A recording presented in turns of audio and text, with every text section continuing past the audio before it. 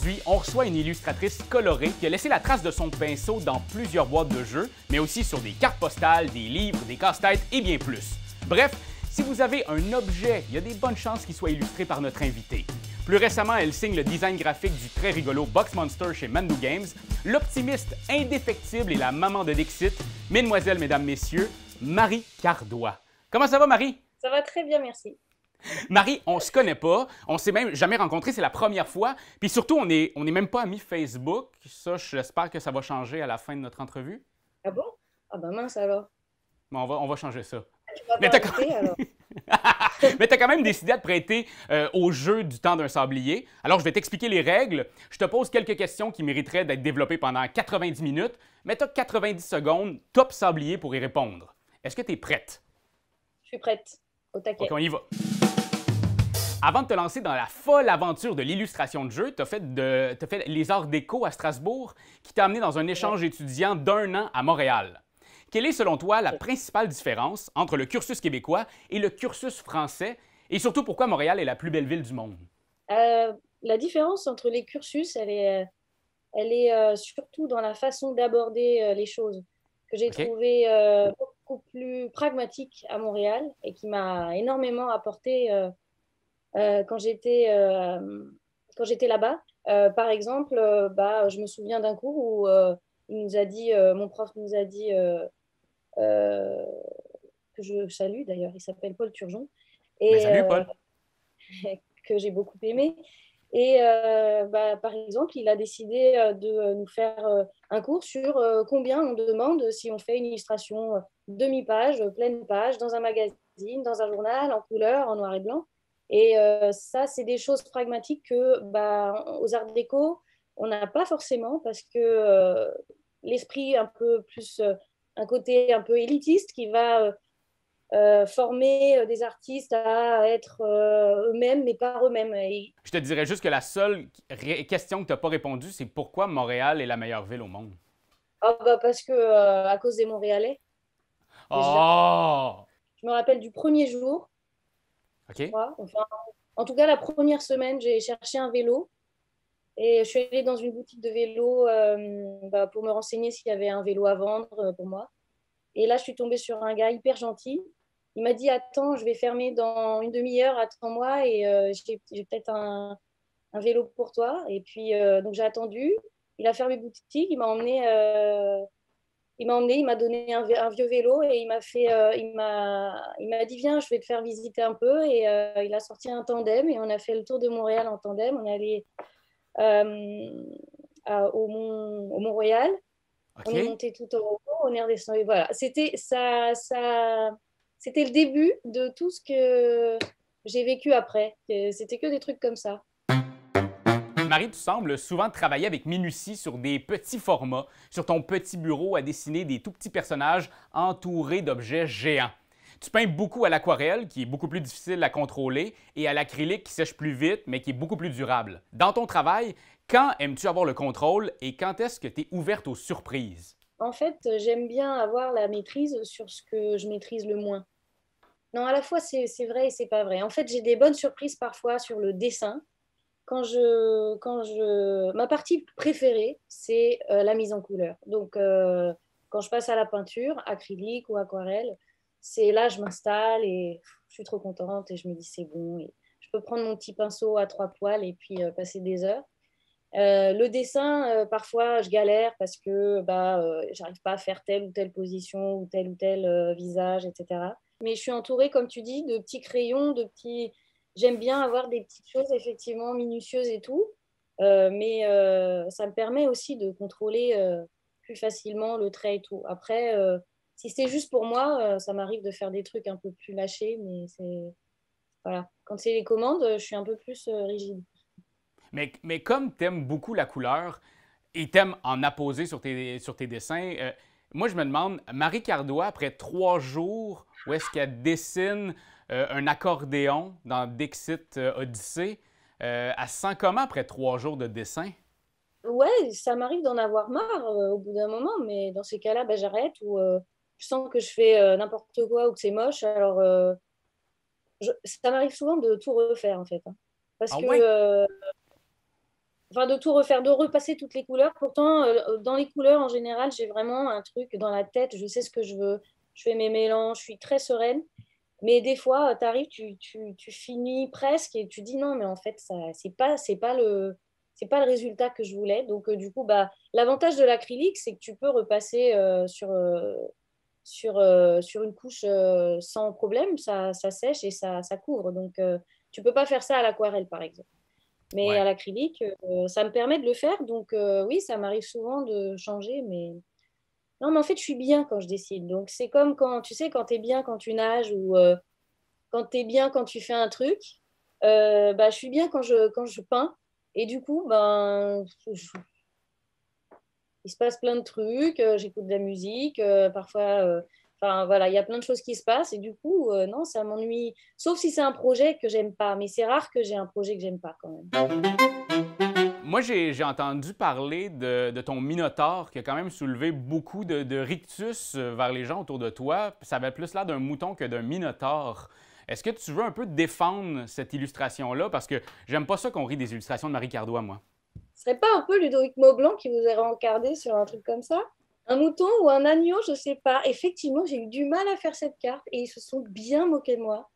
Et c'était vraiment très méchant. J'ai beaucoup de mal à faire les animaux. C'est vraiment ma bête noire.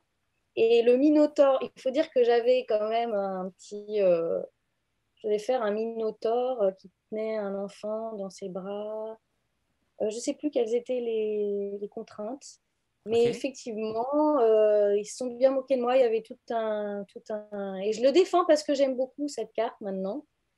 Et Ludovic ne devrait pas se moquer parce que je la lui ai offerte. Il y a un thème qui revient souvent dans ton œuvre, Marie, ce sont les jouets. Que ce soit dans ton livre Les Folies du Père Noël, où les lutins se font remplacer par une machine hyper performante pour fabriquer des jouets, ou même dans ton plus récent jeu Box Monster, où on doit entrer notre main dans la gueule d'un monstre qui a mangé tout ce qui traînait sur le sol, donc beaucoup de jouets.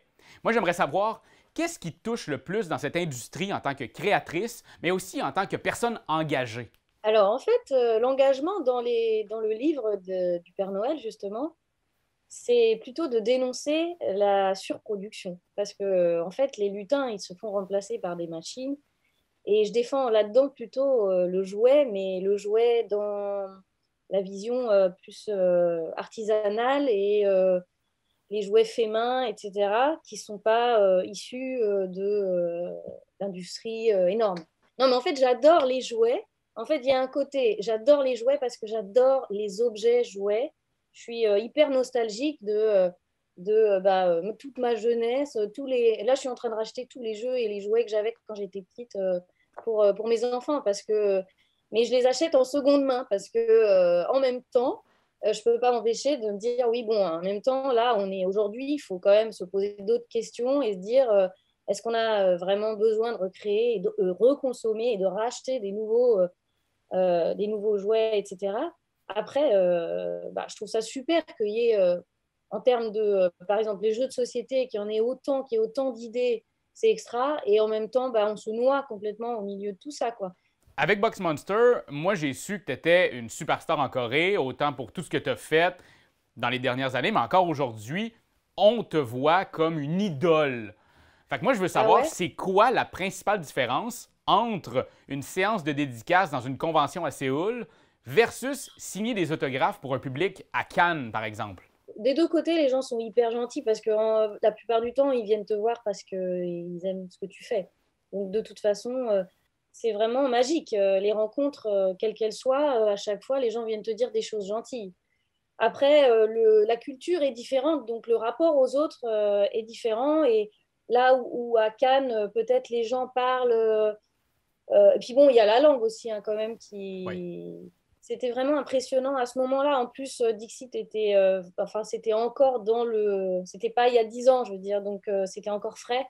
Mais c'est vrai que les gens étaient vraiment en admiration, en fait. Il y avait vraiment une certaine. Enfin, qui me met presque mal à l'aise parce que c'est vraiment bizarre de se dire. Et les gens sont très respectueux et c'est une culture où ils sont en permanence vraiment très voilà, physiquement, avec une distance, avec un respect énorme. Voilà, il y en a qui m'ont fabriqué des choses, qui m'ont amené. J'ai encore des cadeaux dont je me sers encore aujourd'hui. Mais il y a des gens qui m'ont fabriqué des choses avec leurs mains et qui me les ont offertes, quoi, donc, comme des offrandes presque. Donc j'étais vraiment hyper touchée. Mais les mots des gens aussi sont hyper touchants, hein. À Cannes, j'ai vraiment eu des gens qui m'ont mis la larme à l'œil, hein, qui m'ont raconté leurs expériences avec Dixit, ce que ça leur a apporté, enfin voilà, qui avait l'air. Enfin, quand on a l'impression de rendre une personne contente ou heureuse, juste une personne avec ce qu'on fait, sachant que ce qu'on fait n'est pas sauver des vies ou enfin voilà, c'est du dessin, c'est vraiment c'est quelque chose pour lequel on ne peut être que plein de gratitude, quoi. C'est Ouais. incroyable, quoi, comme cadeau que ça m'offre à moi, en tout cas. Voilà. Ça mérite présentement qu'on pop le champagne ensemble, Marie. Tu sais, je Ah, du pense que champagne! je veux te féliciter pour tout ce que tu fais, tout ce que tu as fait. Je veux pas te péter rien. J'aimerais bien mettre mon verre et en profiter un petit peu, hein. Dis-moi, Marie, popper le champagne, c'est quelque chose que tu fais souvent, toi, je pense. C'est ce que tu aimes beaucoup. Mais c'est pas possible, hein. Tu as vraiment été renseigné par des mauvaises personnes. Moi, je peux rien dire. C'est vrai, j'adore. En fait, ce que j'aime, c'est fêter. J'aime bien profiter.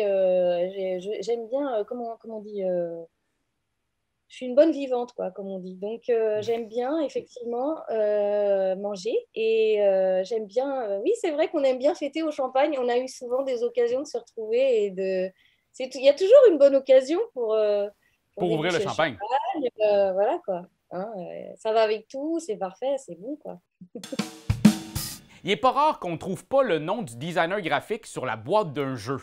Pour Marie Cardois, co-autrice de Hop, même si tu ne veux pas l'admettre, quelle part l'illustration occupe dans le succès d'un jeu?